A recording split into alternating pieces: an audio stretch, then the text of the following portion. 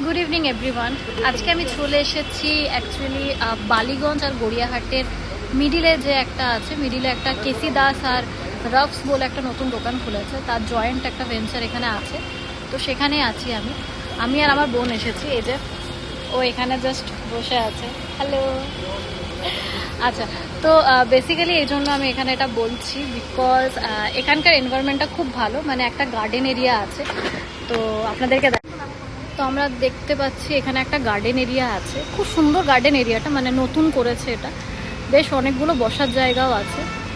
ওকে, আজকে একটু গরম বলে লোকজন কম আছে, বাট যদি বৃষ্টির দিন হয় বা বৃষ্টির দিন বলছে মানে একটু ওয়েদারটা একটু ভালো থাকলে এখানে কিন্তু খুব ভালোভাবে বসে আড্ডা মারা যাবে, গল্প করা যাবে।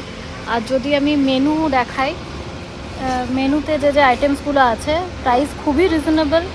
ঠিক আছে, আমরা যে কোনো কিছু আইটেম এখান থেকে অর্ডার।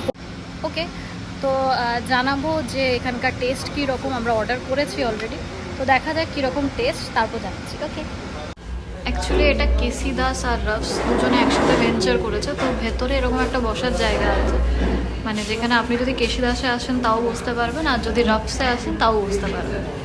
ওকে, তো আমরা এখানে অর্ডার করে নিয়েছি একটা চিকেন রোল আর গ্রিন মোহিটোর কম্বো ছিল, আর এটা চিকেন পপার্স বললো।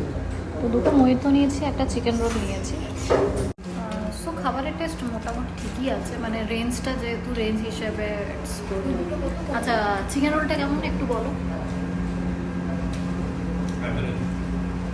তো চিকেন রোলটা একটু অ্যাভারেজ আছে, আর বাদ বাকি মোটামুটি ঠিকই আছে, মানে একটা ছোট্ট করে ইভিনিং স্ন্যাক্সের জন্য অল গুড, বাট অ্যাভারেজ।